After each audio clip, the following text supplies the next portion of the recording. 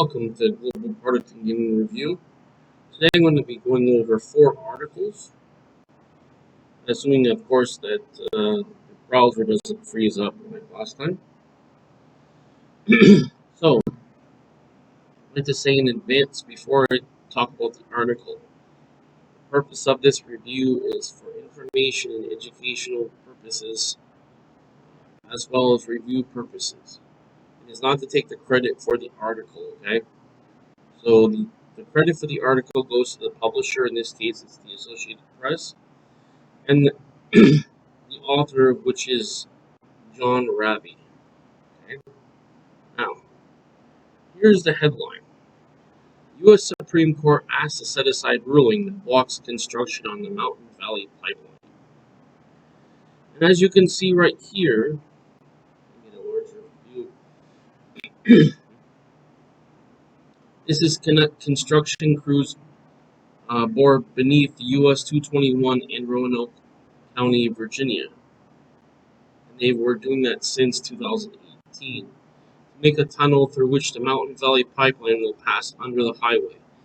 The state of West Virginia announced Monday, July 24, 2023, that it is appealing a ruling that blocked construction on a segment of the contentious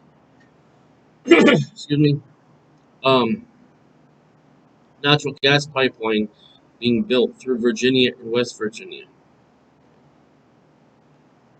Let's continue with the article.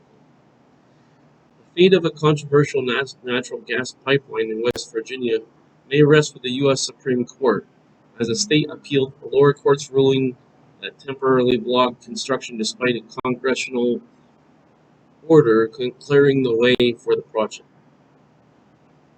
West Virginia Attorney General Patrick Morrisey argued that the Fourth Circuit Court of Appeals in Richmond, Virginia, lacked jurisdiction to block the Mountain Valley Pipeline. In a statement Monday, he said, "My challenges to Congress action must be heard by a federal appeals court in Washington, D.C." Morrissey asked the U.S. Supreme Court to take up the case. Quote, "The Mountain Valley Pipeline is vital to the survival of American energy independence and affects thousands of jobs in West Virginia. Its completion is also critical to our national security. The urgent need is to be completed as soon as possible," Morrissey said. And here you can see the video. Now, what I'll do is, in the description of this video, I'll give the link so you'll be able to watch the video in its entirety, although it's only 1:20. So. Anyway, Congress passed legislation last month ordering all necessary permits to be issued for the pipeline, which crosses rugged mountainsides in Virginia and West Virginia. Environmentalists say the construction plan will cause erosion that will ruin soil and water quality. That is, it will ruin soil and water quality. Legislation addressing the pipeline was part of a bipartisan bill to raise the debt ceiling. It stripped the Circuit Court from jurisdiction over the case. Environmentalists have argued that Congress overstepped its authority by enacting the law, saying that it violates the separation of powers outlined in the Constitution. The appeals court issued a stay in July 10, focusing on a 3-mile, which is a 5-kilometer pipeline section that cuts through the Jefferson National Forest. On July 11, the court issued a similar stay in connection with the parallel litigation alleging that the pipeline would violate the Endangered Species Act. Environmentalists made similar constitutional arguments in that case. Pipeline's operators say that the project is already substantially complete and that only 3 acres, which is 1 hectare, of trees need to be cleared, compared to more than 4,400 acres, which is 1,700 hectares, have already been cleared. This $6.6 billion 300-mile, 500-kilometer pipeline is designed to meet growing energy demands, that is, in South and Mid-Atlantic by transporting gas from Marcellus and Utica fields in Pennsylvania and Ohio. Would you like to weigh in? Let me know what you think of this situation in this article. Do you think it's good to have such a pipeline? What about the environmental impact? And is it necessary to have such a pipeline? Feel free to give your opinion on the matter. Just as some ground rules, number one, please be respectful. No derogatory words, phrases. Number two, um, please keep it without any threatening comments. Okay? Right, so just keep those in mind. And please no spamming or other making comments that are irrelevant to the topic. Okay? If that happens, I'm going to delete your comment and I will ban you. Okay? Just so you know in advance. I appreciate that. Now, I'd like to talk about the second article here. This is about the IRS. Now, I would like to reiterate what I said in the first article. This is for purposes of for informational, educational, and review purposes. This is not to take the credit for the article. The article goes to the publisher. In this case, goes to the Associated Press, and the author, which is Fatima Hussein. Okay. Now, with that out of the way, here's the headline. IRS is ending unannounced visits to taxpayers to protect worker safety and combat scammers. Here you can see sort of a photo of it. I'll blow it up so you can see better. This is a sign outside the Internal Revenue Service building in Washington on May 4, 2021. Effective immediately, Internal Revenue Service will end its decade-old policy of making unannounced home and business visits, in a nod to worker safety and combating scammers who pose as IRS agents. That is a notable thing to say, of course. So let's continue with the article.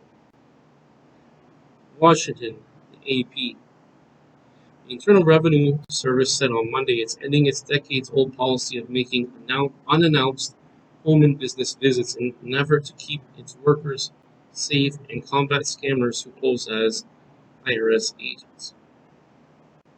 Effective immediately, revenue agents will no longer make unplanned visits to taxpayers' homes and businesses, quote, except in a few unique circumstances, unquote.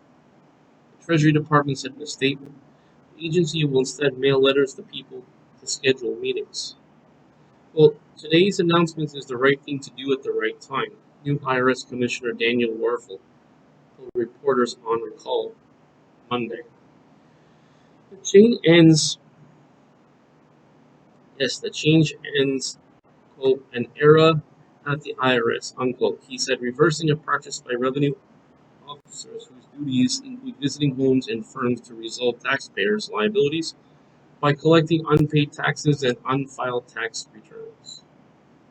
The agency in recent years has experienced more threats, in part tied to conspiracy theories that the agents were going to target middle-income taxpayers more aggressively after passage of a climate, healthcare, and tax bill that provided $80 billion to step up tax collections.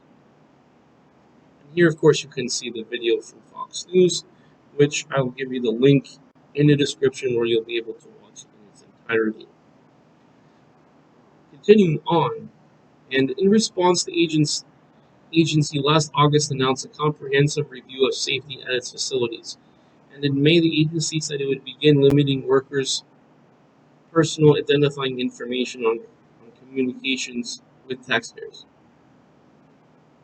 The Treasury Department's Inspector General for Tax Administration said in a report that it was, quote, concerned that taxpayers and anti-government or anti-tax groups with malevolent intent may use the internet or social media to track down and identify IRS employees, their families, their homes, and personal information to threaten, intimidate, or locate them for physical violence. The National Treasury Employees Union, which represents IRS workers, commended the agency for ending unannounced visits. And they said The officers we represent will continue to efficiently and effectively carry out the mission of helping taxpayers to meet their lawful tax obligations through other means of communication, Union leader Tony Reardon said in an email statement. The issue of home visits has been politically contentious this year. Ohio House Republican Jim Jordan sent a letter to Werfel and the Treasury Secretary Janet Yellen in March, asking why journalist Matt Taibbi received an unannounced home visit from the IRS agent shortly should be after he gave statement. I forgot the word after. He gave testimony in Capitol Hill regarding his research into Twitter records. Werfels said he thinks, quote, the issues raised by unannounced visits includes ones that have been raised by the U.S. Congress will significantly mitigated, should be mitigated by the policy change. The agency said an increase in scam artists posing as IRS agents also had confusion about unannounced home visits. And if you see any videos at all on YouTube, you can see that um, there's a lot of people posing as IRS agents as a way to be a scam artist to extort money from people. So at least this way, if they say they're going to come and visit your home with no mail correspondence or anything that's legitimate from any bona fide correspondence from the U.S. government, indicate that this is a scammer, and of course they should be reported. Right. Also, I'd like to ask you to weigh in, if you'd like, on the article. Is this better or worse than before? Is this the right thing to do for taxpayers? And is this the right thing to do for employees? Tell me what you think, why or why not, and what is your solution if you don't like the current action. Please keep in mind that please do not say anything harassing, intimidating, or derogatory to people at all. Okay, those are the rules. If there's any messages like that, I'm going to ban the person. Okay? Now, I'd like to go on to our third article here. Just to make it clear, the purpose of this review is for information and educational purposes to review this article. It's not to take credit for the article. The credit goes to the publisher and the author. In this case, the publisher is Business Insider, and the author is a story by C. Piniella at Insider.com, or Chris Piniella. Okay. Now, for the headline. Russia wants school kids trained to operate combat drones, which have become an inescapable part of the Ukraine war. If you look closer at the photo, you see that it's the Russian military troops take part in a military drill on Sernovodsky polygon close to the Chechnyan border. Some 260 kilometers from the Russian city of Krasnopol on March 19, 2015. You also see some other ones. Looks like a drone with some sort of like bomb or something. Looks like somebody has two little bombs, and then some formal display of a drone. Let's continue on with the article. Here's a couple of points to remember. Number one, Russia is teaching school children to operate combat drones according to the UK's Defense Intelligence. Number two, it's a sign of how Russia has identified UAVs as a major aspect of contemporary warfare. And UAV stands for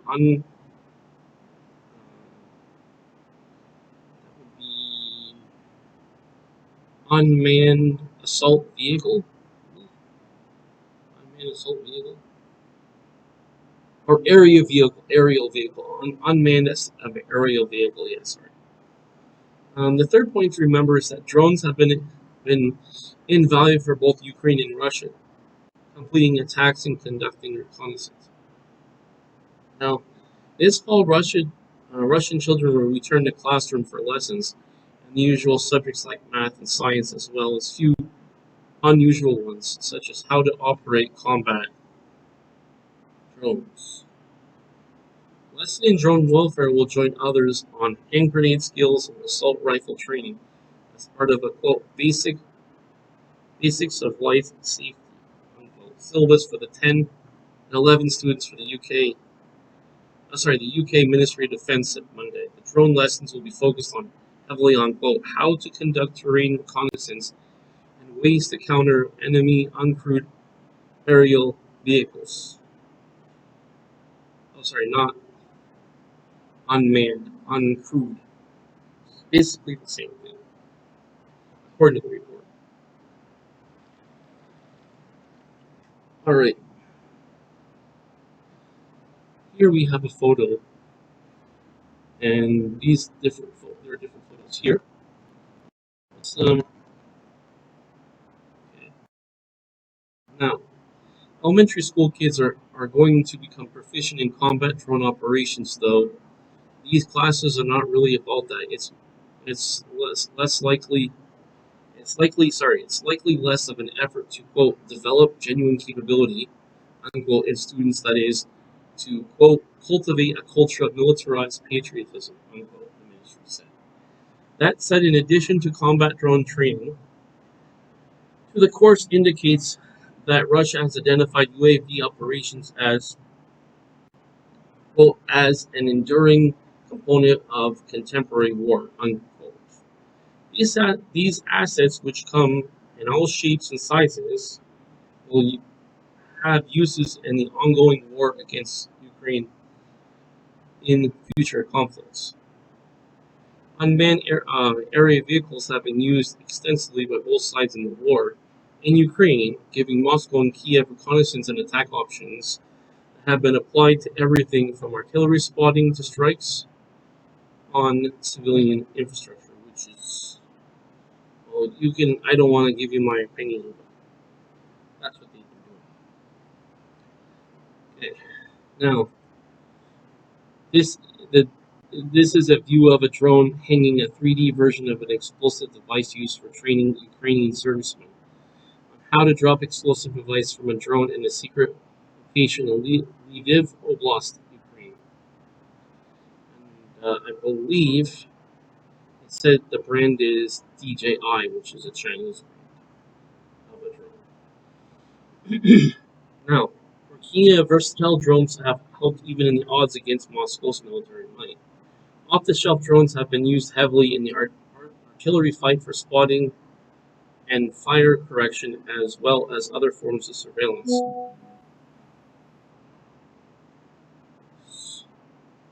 Sorry, let me close this thing because people like to message me when I'm busy.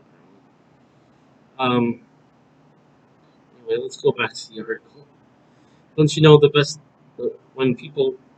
time when people want your attention the most is when you're busiest. Off-the-shelf drones have been used heavily in the artillery fight for spotting and fire correction, as well as other forms of surveillance. They've also been used for grenades on troops, vehicles, and even mines, and vehicle-borne improvised explosive devices for remote detonation. Hobby-style first-person drones equipped with explosive weaponry and military-grade loitering munitions also have been effective along the front lines. Here we have a video of that. It says the unmanned systems have been used in strikes far behind the lines too, sometimes even in Russia. Russia previously accused Ukraine of using long-range drones to strike bases deep within Russian territory. Early this year, there was also a drone incident at the Kremlin attributed to Ukraine. And on Monday, Ukrainian officials acknowledged responsibility for a drone strike against two non-residential buildings in Moscow, CNN said. The incident follows another reported attack in May that damaged two buildings and injured two people. And not all drones are airborne. Ukraine has operated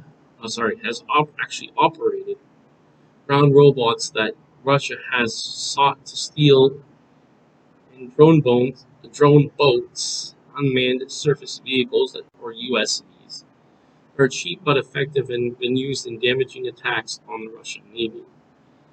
In the Kerch Bridge in the Russian-occupied Crimea, the latter attack allowed Ukraine to severely damage Russia's military and civilian access to the peninsula. Meanwhile, Russia has used drones for similar purposes, such as battlefield reconnaissance, but has also used them to bombard Ukrainian cities. Typically civilian infrastructure, often in nighttime attacks. Kiev and other cities have reportedly often battered by one-way explosive drones like the Iranian-made Shaheds. Pronunciation correct. On Monday, Moscow launched drones against Ukraine's port infrastructure on the Danube River, injuring 6 people. The drones are targeting grain stocks, which have become a contested resource as Russia pulled out of the Black Sea grain deal, which endured, or in this case ensured, also endured too probably, which ensured Ukraine could safely export grain even as the war continued on earlier this month. There are a variety of drones in play in this war. On the battlefield, drones such as Ukrainian-made R-18 octocopters and DJI Mavics are designed to drop bomblets or anti-personnel grenades on unsuspecting targets. In order to maximize the bomb payload, the drones are typically stripped of anything except the bare minimum needed to fly and operate, according to Free Radio Liberty. The Turkish-made Raktar TV2 has been used for Ukraine for years, but gained prominence shortly after Russia's full-scale invasion. Its laser-guided armor-piercing bombs and high-resolution cameras made it a legend in Ukraine's arsenal, taking down Russian tanks and patrol boats. Their popularity, which has waned significantly as Russia adapted its electronic warfare to jam the TV2, actually inspired a Ukrainian folk song. Meanwhile, assets of the Orlan 10 and Landsat give Russia the ability to conduct reconnaissance and scan for enemy positions before striking, though with different functions. The Iranian-made Shahed 136 loitering munitions, which are more appropriately referred to as a one-way attack drones, but have been called suicide or kamikaze drones, boast an operational range of about or around 1,250 miles and are packed with explosives. As Russian precision-guided missile stockpiles dwindled, these cheap alternatives became a weapon of choice for the Russian attacks on Ukrainian cities. Russia was first documented using loitering munitions, which were designed to linger in the air before locating a target and crashing into it. In March 2022, just weeks after the start of the war, Ukraine has been using cheaper drones, in some cases makeshift single-use UAVs to carry bombs and zip ties and tape, decimate larger and more expensive Russian tanks and assets. While they are effective, they can at times be dangerous to work with and rather risky to handle. And here there is a video which you can actually watch on your own. In the video description, I will have the link so you'll be able to watch it. And I will conclude this article by saying that drones aren't a catch-all answer, but they can be rendered useless by bad weather or counter-drone technology such as signal jammers. Ukrainian forces ran into that problem last month outside of Bakhmut, where Ukrainian soldiers are hoping to outmaneuver Russians on the outskirts of the ruined city, but have had issues launching drones effectively for air power and surveillance. I'd like to ask you now,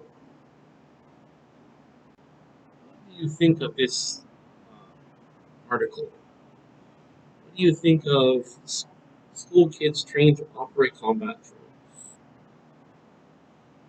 Police, as a rule, as just, base rules. The first one is no derogatory comments, no threatening comments, and keep all the comments constructive. Remember, the purpose here is to discuss the article respectfully and intelligently in a way that can talk about your opinions and possibly about what else you would have wished that the article had that was realistic in terms of time, or what did it leave out, etc. Feel free to do that as well. Now, I've got one more article about Spain, okay? Now, before I can continue with the article, or start the article, that is, I'd like to say that the purpose of the review article, meaning to review this article, is for educational, uh, if for educational, informative, and review purposes. It's not to take the credit for the article itself. The, the credit for the article goes to the publisher, which is CNBC. It also goes to the author, Sylvia Amaro. Okay? Now, with that out of the way, let's talk about the article. The headline reads, Spain votes in a major election that could bring the far right back to power. Now, keep in mind, and it's just a little bit of commentary by me, keep in mind that Europe has gone left, as in they've become basically far left as it's perceived. And also, in my opinion, they've gone far left. Now they're talking about them going far right, which indicates to me that there is a growing trend for conservative politics in Europe. Right? Now, here's a couple key points to keep in mind. In a TV debate ahead of the elections, the leader of Partido Popular, Alberto Fijo, indicated that he would govern with Vox if he needed their votes. Members of the Conservative Party have raised concerns regarding Vox's anti-LGBT rights and anti-immigration policy. Vox has been criticized by mainstream politicians for opposing abortion rights and denying climate change, among other measures. As you can see here is it's like a billboard of some sort. Now, let's continue with the article. Polls published and head of the vote projected with a conservative win, with the PP, which is Partido Popular, set to secure about 34% of the support, which should not be sufficient to form a majority government. Voter turnout stood at 53% at 6 p.m. local time on Sunday, with 2 hours left to cast ballots. That was down from 56.85% the same time during the previous election in November 2019. Reuters reported, citing Interior Ministry. Some political analysts expected PP to join forces with the far-right party Vox, which could be the third highest political force in the election and obtain more than 10% of the votes. And he said the most likely outcome is a coalition government with PP firmly in the lead and control of most key ministries, and Vox as the junior partner. Federico Santi, a senior analyst at Eurasia Group, had said it in a note Wednesday. He added that in this scenario, quote, would be moderately market positive as reflected in the Spanish asset prices over the last few weeks, with a moderate outperformance of Spanish equity indices compared to European peers, while the sovereign credit spread via Germany has remained broadly stable.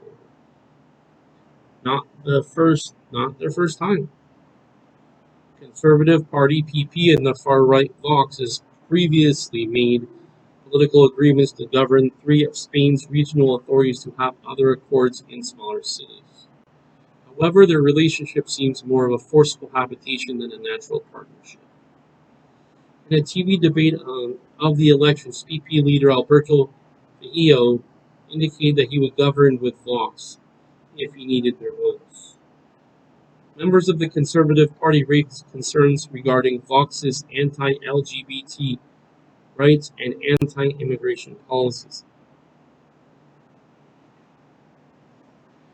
Vox has also been criticized by mainstream politicians for opposing abortion rights and denying climate change, among other measures.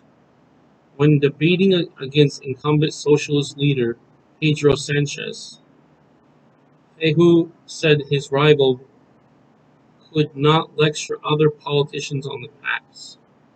Sanchez made agreements with separatist parties to secure a working parliamentary majority. Now, it's the culture wars. Tasha Rufino is an economist at the University of Seville, told CNBC's Charlotte Reed on Thursday that this election is less about economic than cultural matters, including nationalism, LGBT rights, and climate change. For his part, Sanchez has been criticized for pardoning politicians supporting regional independence, for instance. During his mandate, there has also been issues with the quote, only yes means yes, unquote, sexual consent law, which reduced the serving time for any convicted rapist through a loophole. The Sunday vote might also be impacted by climate change, as this is the first election to take place during the summertime. Spain is one of the southern European nations that have been through a significant heat wave in recent days. So, seems to be happening. It is summertime, so it is expected to be hot. The only question is it hotter than normal? Well, that's to be seen.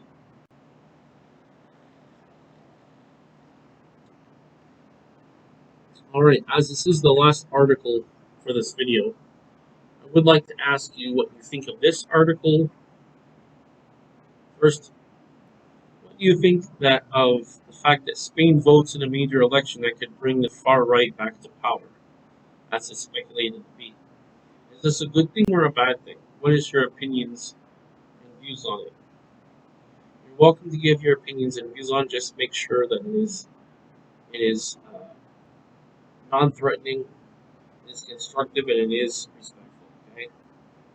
Now, also, you're also welcome to weigh in on all the other articles together. I mean, all 4 articles, the other 3 articles as well, and 4 total. Right. First, I'd like to thank you for watching the video. Please click like on the video. Just in case you haven't already, please click subscribe so you'll be able to access all my videos on this channel. And also, if you haven't already done it, please click subscribe so you'll be notified of all my future videos. In the future, I will have a membership and which that you'll be able to access more articles that I have. I will have this by Patreon and other sources, as well as future ways on both Rumble and YouTube. Okay. Now, again, I would like to thank you for watching the video. I hope that you have a great day. Take care, and bye for